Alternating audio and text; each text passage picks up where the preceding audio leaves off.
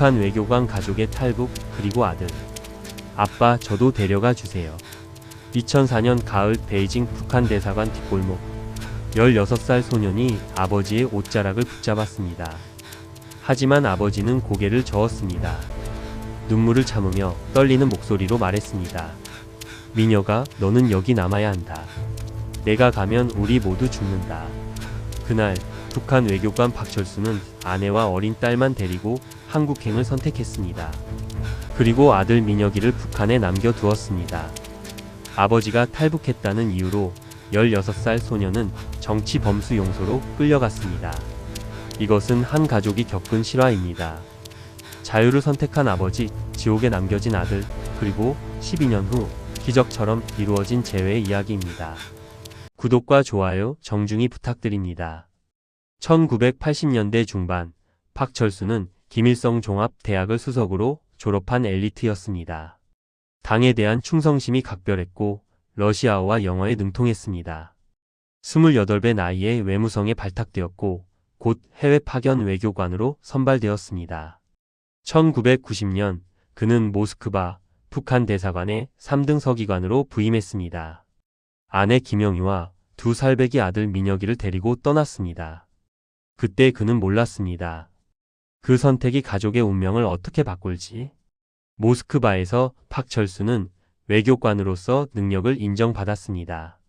러시아 외교부 관계자들과 원만한 관계를 유지했고 당에 유익한 정보를 많이 보고했습니다. 1993년 그는 2등 서기관으로 승진했습니다. 하지만 모스크바 생활은 그에게 충격이었습니다. 북한에서 배운 것과 현실이 너무 달랐습니다. 소련은 무너졌고 러시아는 혼란스러웠지만 그래도 사람들은 자유롭게 살았습니다.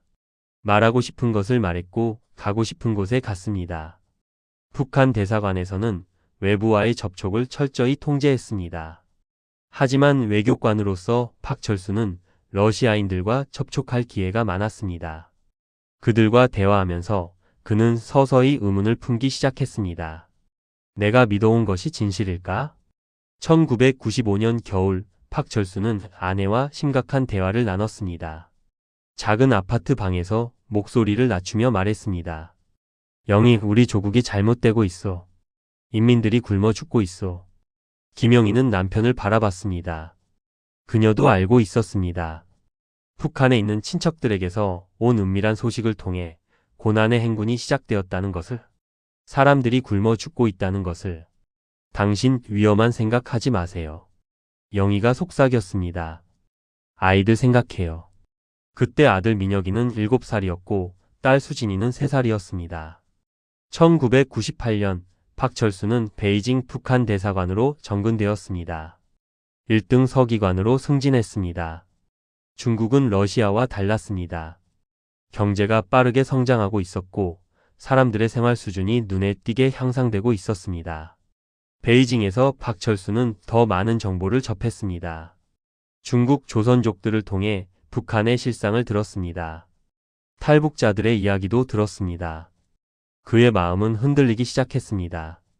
2001년 박철수는 중대한 결심을 했습니다. 가족을 데리고 탈북하기로. 하지만 문제가 있었습니다. 아들 민혁이는 그의 북한으로 돌려보내졌습니다. 북한 체제는 외교관 자녀들이 사춘기가 되면 본국으로 소환하는 정책을 가지고 있었습니다. 이유는 명확했습니다. 자녀를 인질로 잡아 외교관의 망명을 막기 위해서였습니다. 2001년 여름 13살 민혁이는 평양으로 돌아갔습니다. 할아버지 집에 맡겨졌고 평양의 한 중학교에 다니게 되었습니다. 공항에서 아들을 보내며 박철수는 가슴이 찢어지는 것 같았습니다. 아빠, 언제 다시 올 거예요? 민혁이가 물었습니다. 곧 갈게. 아빠가 휴가 때 꼭 갈게. 박철수는 거짓말을 했습니다. 그는 이미 알고 있었습니다. 아들을 다시 못 볼 수도 있다는 것을.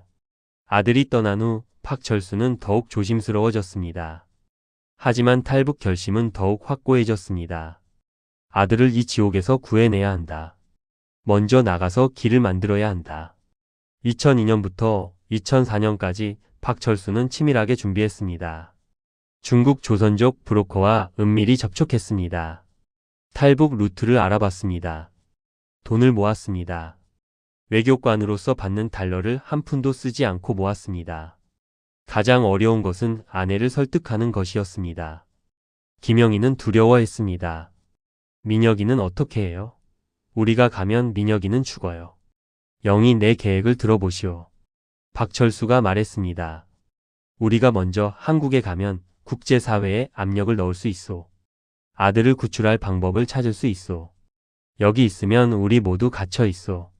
하지만 수진이라도 생각해야 하오. 수진이는 이제 8살이오. 몇 년 후면 수진이도 북한으로 보내질 거요.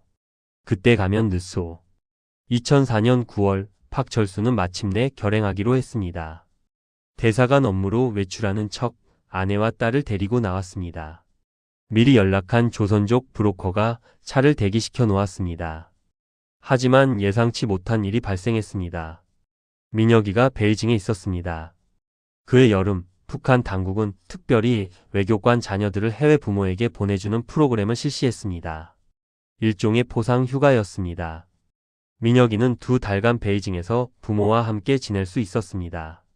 탈북 당일 민혁이는 대사관 기숙사에 있었습니다. 박철수는 딜레마에 빠졌습니다. 아들을 데려가야 할까? 아니면 계획대로 진행해야 할까? 그는 브로커와 상의했습니다. 브로커는 단호했습니다. 3명만 가능합니다. 4명은 위험해요. 아들은 나중에 따로 빼내야 합니다. 얼마나 걸립니까? 1년 아니면 2년. 상황 봐야 합니다. 박철수는 피를 토하는 심정으로 결정했습니다. 아들을 남기고 가기로. 그날 저녁 박철수는 민혁이를 조용한 곳으로 불렀습니다. 대사관 뒷골목이었습니다. 어둠이 내리고 있었습니다. 민혁아, 아빠가 할 말이 있다. 네, 아빠. 아빠는 엄마와 수진이를 데리고 한국으로 간다. 순간 민혁이의 얼굴이 하얗게 질렸습니다. 16살 소녀는 그 말의 의미를 정확히 알고 있었습니다. 아빠, 그럼 저는요? 너는 여기 남아야 한다. 평양으로 돌아가야 한다. 왜요? 저도 데려가 주세요. 민혁이의 목소리가 떨렸습니다. 안 돼. 내가 가면 우리 모두 죽는다. 브로커가 3명만 가능하다고 했어. 내가 가면 추적당해서 다 잡힌다. 그럼 저는요? 저는 어떻게 돼요? 박철수는 아들의 어깨를 붙잡았습니다. 눈물이 흘러내렸습니다. 미안하다, 민혁아. 정말 미안하다. 하지만 아빠가 먼저 길을 만들게. 한국 가서 꼭 너를 빼낼 방법을 찾을게. 1년만, 아니 2년만 기다려라. 꼭 데려올게. 아빠. 민혁이가 울기 시작했습니다. 울지 마. 너는 강해야 한다. 평양 돌아가서 할아버지 말씀 잘 들어. 아무에게도 아빠 이야기하지 마. 모른다고 해. 그래야 너라도 산다. 아빠, 제발. 저도 데려가 주세요. 안 돼, 민혁아. 안 돼. 박철수는 아들을 끌어안았습니다. 마지막 포옹이었습니다. 10분 후 박철수는 아내와 딸을 데리고 대사관을 빠져나왔습니다. 민혁이는 그 자리에 남았습니다. 어둠 속에서 16살 소녀는 혼자 울었습니다. 2부 지옥에 남겨진 아들. 2004년 10월 평양. 민혁이는 할아버지 집으로 돌아왔습니다. 아무 말도 하지 않았습니다. 할아버지도 할머니도 이상하게 여겼지만 묻지 않았습니다. 북한에서는 묻지 않는 것이 생존의 방법이었습니다.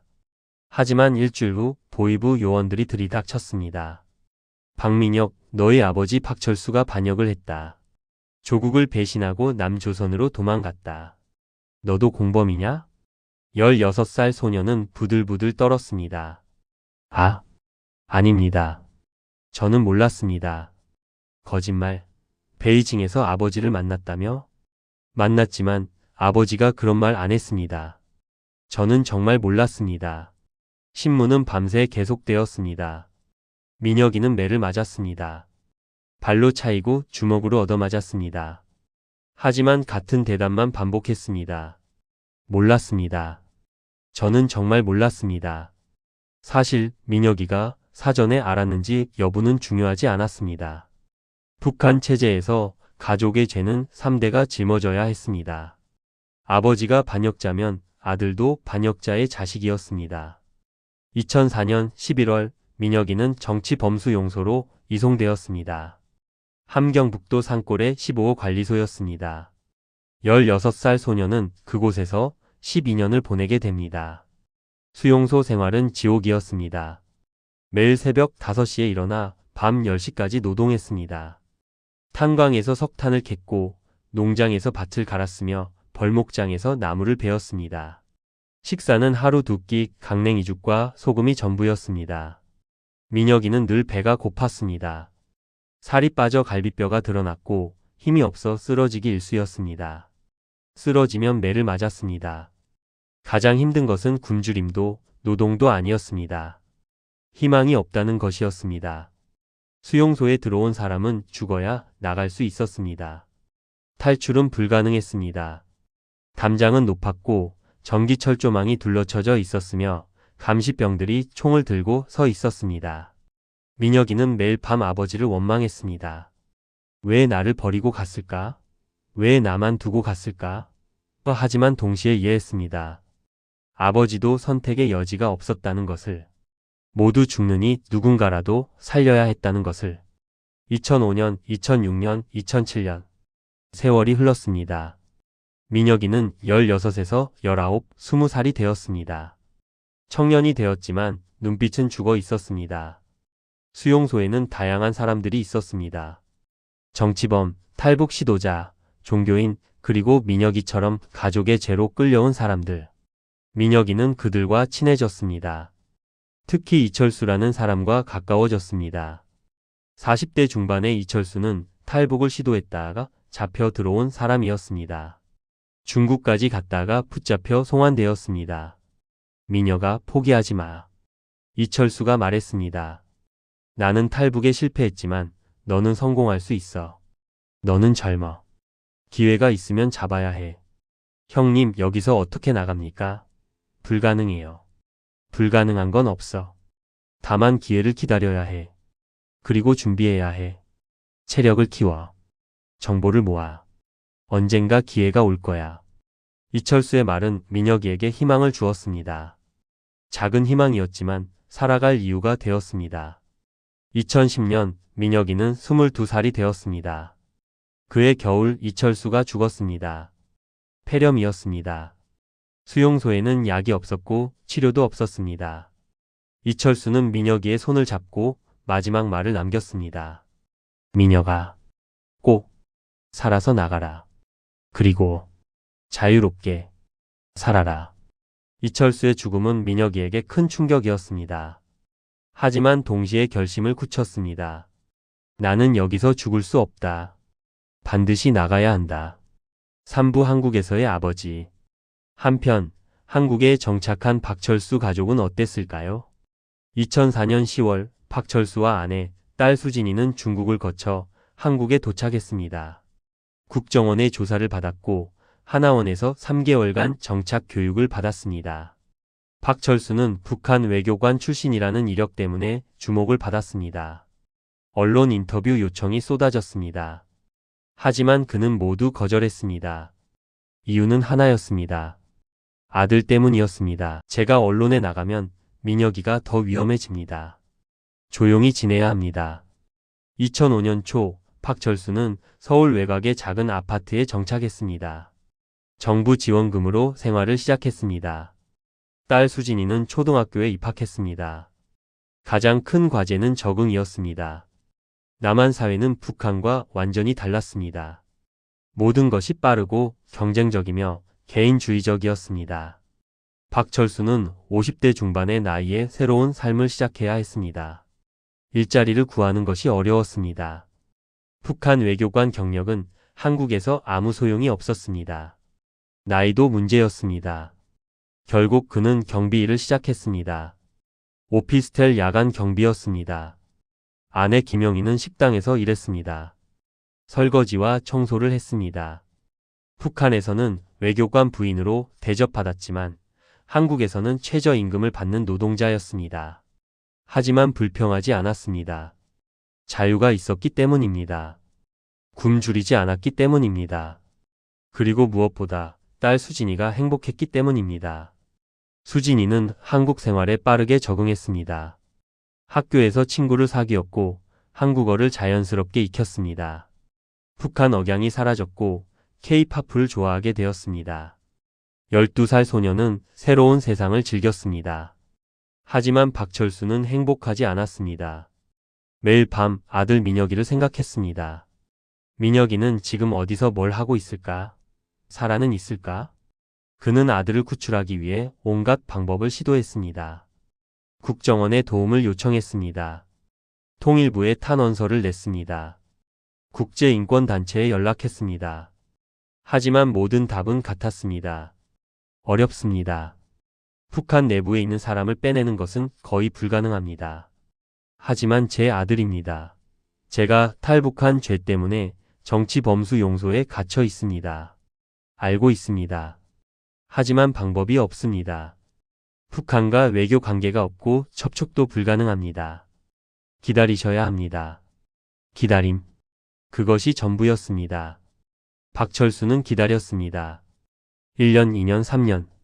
2008년 박철수는 탈북자 단체에서 활동하기 시작했습니다.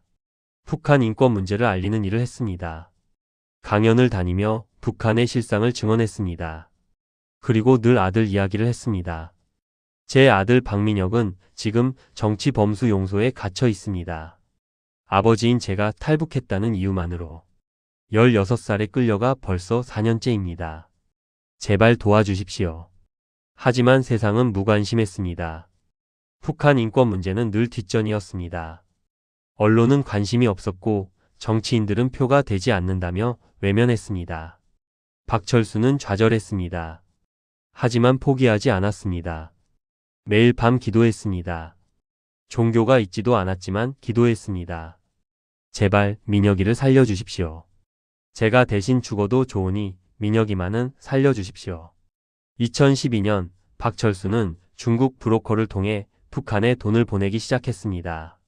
민혁이가 수용소에 있다는 정보를 얻었고 뇌물을 써서라도 아들의 생활을 조금이라도 나아지게 하려 했습니다. 하지만 확실하지 않았습니다. 돈이 정말 민혁이에게 갔는지 아니면 브로커가 사기를 치는 것인지 알 수 없었습니다.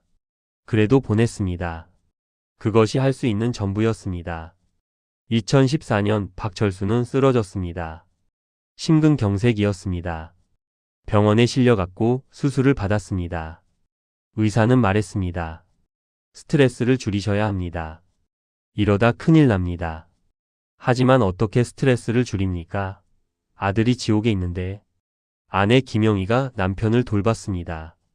그녀도 아들을 그리워했지만 남편을 위해 강해져야 했습니다. 여보, 민혁이는 강한 아이예요. 살아있을 거예요. 당신이 쓰러지면 안 돼요. 당신이 건강해야 민혁이를 만날 수 있어요. 박철수는 회복했습니다. 그리고 다시 일어섰습니다. 아들을 위해. 사부 기적의 탈출. 2015년 민혁이는 27살이 되었습니다. 수용소에 온 지 11년째였습니다. 청년은 이제 중년이 되어가고 있었습니다. 그해 봄 놀라운 일이 일어났습니다. 수용소에 새로운 수감자가 들어왔는데 그는 중국에서 온 정보를 가지고 있었습니다. 야, 박민혁. 너 아버지가 한국에서 너 찾고 있다더라. 돈도 보내고 있고. 민혁이는 믿을 수 없었습니다. 정말입니까? 제 아버지가? 그래. 중국 브로커들 사이에서 유명해. 박철수라는 탈북 외교관이 아들을 찾고 있다고. 돈을 엄청 쓰고 있대. 그 말은 민혁이에게 엄청난 충격이었습니다. 11년 동안 버려졌다고 생각했습니다. 아버지가 자신을 잊었다고 생각했습니다. 하지만 아니었습니다. 아버지는 포기하지 않았습니다. 그날부터 민혁이는 달라졌습니다. 희망이 생겼습니다. 아버지가 나를 찾고 있다. 나는 여기서 나가야 한다. 그는 탈출을 계획하기 시작했습니다. 하지만 수용소에서 탈출은 거의 불가능했습니다. 담장은 높고 철조망은 전기가 흐르며 감시병들은 총을 들고 있었습니다. 하지만 2015년 가을 기회가 왔습니다. 대규모 홍수가 발생했습니다. 수용소 일부가 침수되었고 혼란이 일어났습니다. 경비가 일시적으로 느슨해졌습니다. 민혁이는 결심했습니다. 지금이다. 지금 아니면 영원히 기회가 없다. 그날 밤 폭우가 쏟아지는 가운데 민혁이는 수용소 뒤편 담장으로 갔습니다. 홍수로 담장 일부가 무너져 있었습니다. 전기 철조망도 끊어져 있었습니다. 민혁이는 담장을 넘었습니다. 감시병들의 눈을 피해 어둠 속으로 뛰었습니다. 뒤에서 총소리가 들렸습니다. 경보음이 울렸습니다. 하지만 멈추지 않았습니다. 산으로 숲으로 민혁이는 달렸습니다. 11년간의 하늘 풀듯이 미친 듯이 달렸습니다. 비에 젖었고 진흙투성이가 되었지만 달렸습니다. 새벽까지 달렸습니다. 그리고 쓰러졌습니다. 기력이 다했습니다. 하지만 살아 있었습니다. 수용소 밖에 있었습니다. 다음 날부터 민혁이의 진짜 탈북이 시작되었습니다. 북한을 빠져나가 중국으로 가야 했습니다. 하지만 어떻게? 돈도 없고 연줄도 없으며 지리도 몰랐습니다. 민혁이는 본능적으로 북쪽으로 갔습니다. 중국 국경 쪽으로. 밤에만 움직였고 낮에는 숨었습니다. 산에서 풀뿌리를 뜯어 먹었고 시냇물을 마셨습니다. 한 달간의 고난 끝에 민혁이는 두만강에 도착했습니다. 10월 말 강물은 차가웠습니다. 하지만 선택의 여지가 없었습니다. 어느 밤 민혁이는 강에 뛰어들었습니다. 헤엄칠 줄 몰랐지만 필사적으로 팔다리를 저었습니다. 강물은 차갑고 빠르게 흘렀습니다. 몇 번이나 물에 잠겼습니다. 하지만 포기하지 않았습니다. 30분 후 민혁이는 중국 땅에 도착했습니다. 진흙투성이로 온몸이 떨리며 그는 중국 땅을 밟았습니다. 울었습니다. 11년 만에 지옥에서 탈출한 것입니다. 하지만 안심하기는 이르렀습니다. 중국 공안에 잡히면 북송됩니다. 한국까지 가야 했습니다. 민혁이는 조선족 마을을 찾아갔습니다. 문을 두드렸습니다. 어떤 집에서는 쫓겨났고 어떤 집에서는 신고하겠다고 했습니다. 하지만 한 집에서 문을 열어주었습니다. 60대 조선족 할머니였습니다. 민혁이의 처참한 모습을 보고 불쌍히 여겼습니다. 들어와. 숨어. 할머니는 민혁이를 숨겨주었습니다. 밥을 주었고 옷을 주었으며 쉴 곳을 주었습니다. 그리고 브로커 연락처를 알려주었습니다. 이 번호로 전화해. 한국 가는 걸 도와줄 거야. 하지만 돈이 필요해. 돈이 없는데요. 가족이 한국에 있어? 내 아버지가 계세요. 그럼 아버지한테 연락해. 돈을 보내달라고. 민혁이는 11년 만에 아버지에게 전화를 걸었습니다. 브로커의 중국 전화를 빌렸습니다. 손이 떨렸습니다. 전화벨이 울렸습니다. 한 번, 두 번, 세 번. 그리고 아버지가 받았습니다. 여보세요? 아, 아버지. 누구십니까? 아버지. 저, 민혁이에요. 전화 너머로 침묵이 흘렀습니다. 그리고 아버지의 울음소리가 들렸습니다. 민혁아, 민혁아. 정말 내가 맞니? 네, 아버지. 저예요. 어디 있니? 살아있구나. 살아있었구나. 중국이요. 탈출했어요. 아버지. 기다려, 민혁아. 아빠가 꼭 데려올게. 꼭 데려올게. 박철수는 즉시 브로커에게 돈을 송금했습니다. 그동안 모아둔 돈 전부를 보냈습니다. 3천만 원이었습니다. 브로커는 민혁이를 중국 내륙으로 이동시켰습니다. 그리고 동남아 루트를 통해 태국으로 보냈습니다. 3개월간의 위험한 여정이었습니다. 2016년 2월 민혁이는 태국 방콕에 도착했습니다. 한국 대사관으로 갔습니다. 문을 두드렸습니다. 저는 탈북자입니다. 한국으로 가고 싶습니다. 대사관 직원이 민혁이를 보았습니다. 28세 청년은 50대처럼 보였습니다. 얼굴은 주름지고 머리는 희끗희끗하며 몸은 뼈만 앙상했습니다. 들어오세요. 도와드리겠습니다. 오부 12년 만에 재회. 2016년 3월 15일 인천공항. 박철수는 아내와 딸과 함께 도착 게이트 앞에 서 있었습니다. 손에는 미녀가 아빠야 라고 쓴 피켓을 들고 있었습니다. 비행기가 도착했습니다. 사람들이 쏟아져 나왔습니다.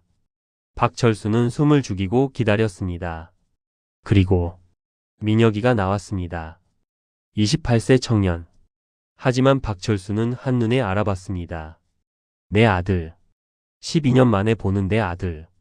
민혁아. 민혁이도 아버지를 봤습니다. 12년 만에 보는 아버지. 나이 들고 백발이 되었지만 여전히 아버지였습니다. 아버지. 두 사람은 달려가 끌어안았습니다. 공항 한가운데서 부둥켜 안고 울었습니다. 12년의 12년의 그리움, 12년의 고통이 눈물로 쏟아졌습니다. 미안하다, 민혁아. 정말 미안하다. 아빠가 너를 버렸다. 아니에요, 아버지. 아버지 잘못 없어요. 살아서 만났잖아요. 아내 김영희도 울었습니다. 딸 수진이도 울었습니다. 수진이는 20살이 되어 있었습니다. 오빠를 거의 기억하지 못했지만 그래도 울었습니다. 공항에 다른 사람들도 멈춰 섰습니다. 무슨 일인지 몰랐지만 이 가족의 재해가 특별하다는 것을 느꼈습니다. 어떤 사람들은 함께 울었습니다. 그날 박철수 가족은 완전해졌습니다. 12년 만에. 비록 늦었지만 다시 만났습니다. 2016년 여름 민혁이는 한국 생활에 적응하기 시작했습니다. 쉽지 않았습니다. 28세의 나이에 교육도 제대로 받지 못했고 12년을 수용소에서 보냈습니다. 하지만 포기하지 않았습니다. 검정고시를 공부했습니다. 아버지가 가르쳤습니다. 밤늦게까지 책상에 앉아 아버지와 아들은 함께 공부했습니다. 박철수는 아들에게 수학을, 국어를, 영어를 가르쳤습니다. 민혁이는 늦은 나이였지만 스펀지처럼 흡수했습니다. 아버지, 이 문제 어떻게 푸는 거예요? 천천히 생각해봐. 너는 할 수 있어. 12년을 수용소에서 견뎌냈는데 이 정도는 아무것도 아니야. 그렇게 1년이 지났습니다. 2017년 민혁이는 검정고시에 합격했습니다. 고등학교 졸업 학력을 인정받았습니다. 박철수는 아들을 끌어안고 울었습니다. 잘했다, 민혁아. 정말 잘했어. 그해 가을 민혁이는 대학에 진학했습니다. 사회복지학과였습니다. 북한에서 온 사람들을 돕고 싶었습니다. 자신처럼 고통받는 사람들에게 희망을 주고 싶었습니다. 대학 생활은 새로운 도전이었습니다. 같은 반 학생들은 대부분 19, 20살이었습니다. 민혁이는 30살이었습니다. 나이 차이도 있었지만 더 큰 차이는 경험이었습니다. 다른 학생들은 입시 스트레스, 취업 걱정을 이야기했습니다. 민혁이는 그들의 고민을 이해하려 했지만 때로는 낯설었습니다. 그는 수용소에서 12년을 보냈습니다. 죽음의 경계에서 살았습니다. 그에게는 다른 묵의 인생이 있었습니다. 하지만 민혁이는 적응했습니다. 친구를 사귀었습니다. 처음에는 자신이 탈북자라는 것을 숨겼지만 점차 마음을 열었습니다. 그리고 놀랍게도 많은 친구들이 그를 받아들였습니다.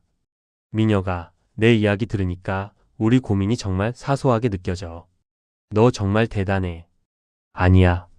나는 그냥 살고 싶었을 뿐이야. 누구나 그랬을 거야. 2018년, 2019년 대학 생활이 이어졌습니다. 민혁이는 열심히 공부했습니다. 성적도 좋았습니다. 교수들은 그의 진지함과 열정을 높이 평가했습니다. 그리고 2019년 가을 민혁이는 특별한 사람을 만났습니다. 이름은 최수진. 그녀도 탈북민이었습니다. 2010년에 탈북해서 한국에 정착했습니다. 같은 학과 선배였습니다. 두 사람은 자연스럽게 가까워졌습니다. 서로의 아픔을 이해했고 서로의 꿈을 응원했습니다.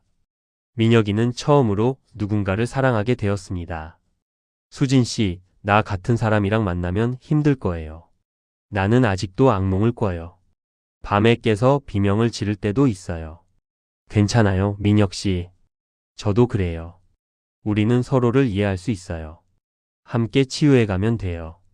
2020년 민혁이는 대학을 졸업했습니다. 코로나, 팬데믹으로 졸업식은 간소했지만 가족은 모두 참석했습니다.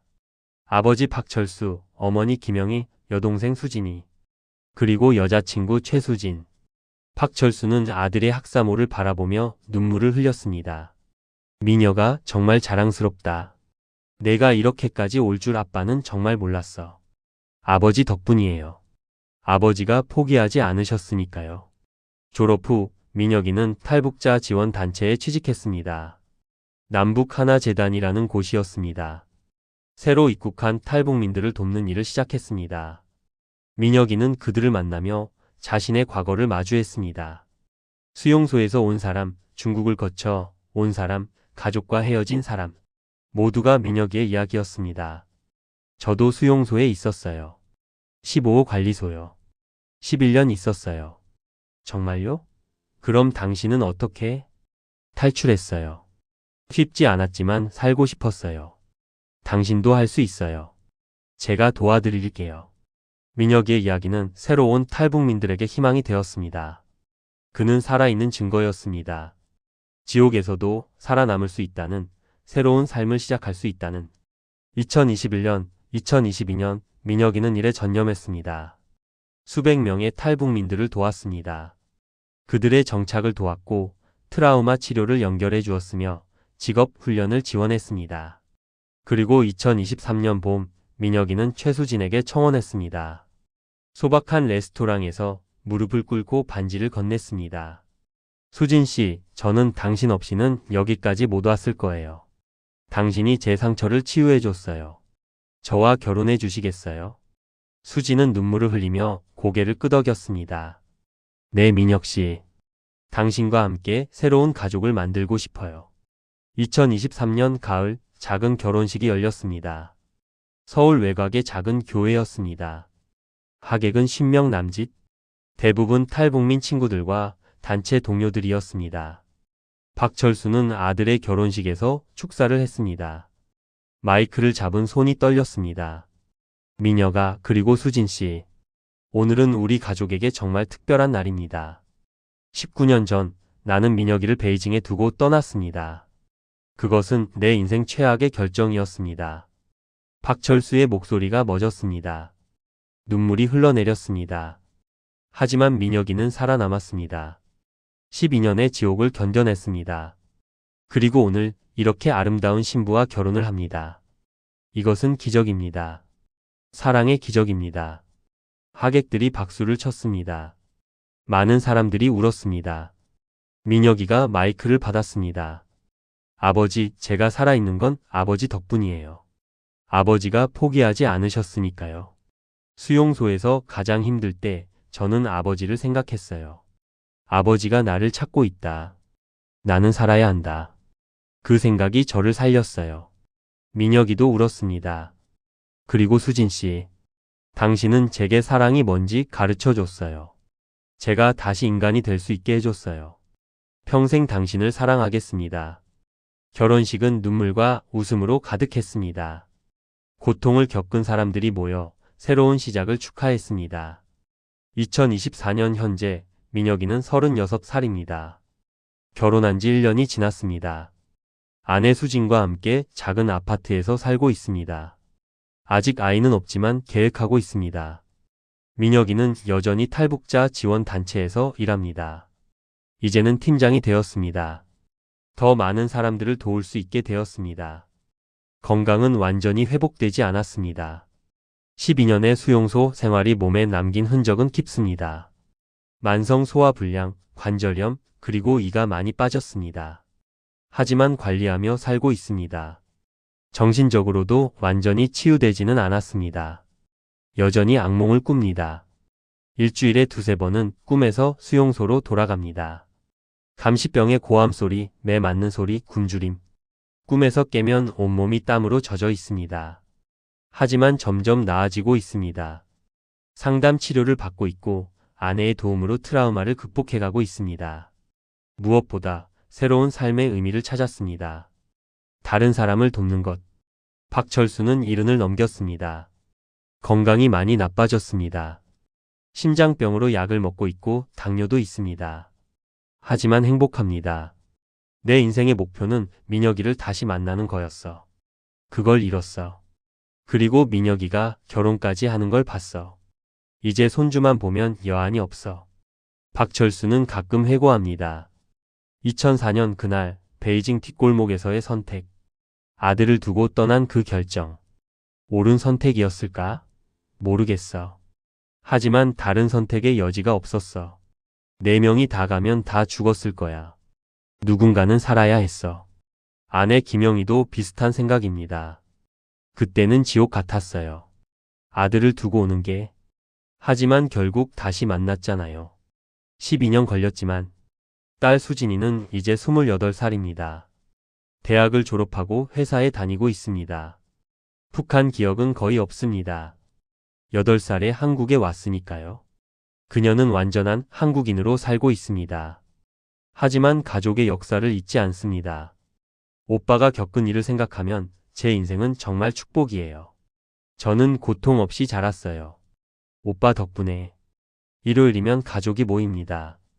박철수의 집에서 온 가족이 모여 식사를 합니다.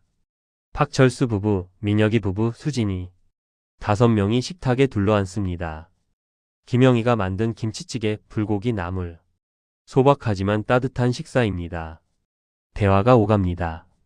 일상적인 이야기들. 직장 이야기, 건강 이야기, 미래 계획. 민혁아, 아이는 언제 가질 거야? 서두르지 마세요, 아버지. 우리 아직 준비 중이에요. 나는 손주 보고 싶은데 내가 언제까지 살지 모르잖아. 오래 사실 거예요, 아버지. 건강 관리 잘하세요. 이런 평범한 대화. 평범한 가족의 평범한 일요일. 하지만 이 가족에게 이 평범함은 기적입니다. 19년 전에는 상상도 못했던 기적. 2024년 11월 민혁이는 처음으로 자신의 이야기를 책으로 냈습니다. 제목은 12년의 지옥 그리고 자유. 탈북자 지원 단체의 도움으로 출간되었습니다. 책은 조용히 화제가 되었습니다. 베스트셀러는 아니었지만 많은 사람들이 읽었습니다. 특히 탈북민들 사이에서 반향이 컸습니다. 이 책을 읽고 울었어요. 제 이야기 같아서요. 저도 수용소에 있었거든요. 용기를 얻었어요. 민혁 씨가 해냈으니 저도 할 수 있을 것 같아요. 민혁이는 강연도 시작했습니다. 학교, 교회, 시민단체. 초청받는 곳마다 가서 자신의 이야기를 했습니다. 저는 특별한 사람이 아닙니다. 그저 살고 싶었을 뿐입니다. 북한에는 아직도 저 같은 사람들이 수십만 명 있습니다. 그들을 기억해 주세요. 그들을 위해 목소리를 내주세요. 청중들은 숙연해졌습니다. 어떤 사람들은 울었습니다. 민혁의 이야기는 단순한 개인의 이야기가 아니었습니다. 그것은 분단의 비극, 인권의 문제, 그리고 희망의 메시지였습니다. 이 가족의 이야기는 끝났지만 동시에 끝나지 않았습니다. 민혁이는 계속 일합니다. 탈북민들을 돕습니다. 북한 인권 문제를 알립니다. 아버지 박철수도 건강이 허락하는 한 함께 활동합니다. 우리 이야기가 다른 가족들에게 희망이 되길 바랍니다. 헤어진 가족들이 다시 만날 수 있다는 희망. 그리고 언젠가 남북이 하나가 되어 이런 비극이 반복되지 않기를 바랍니다.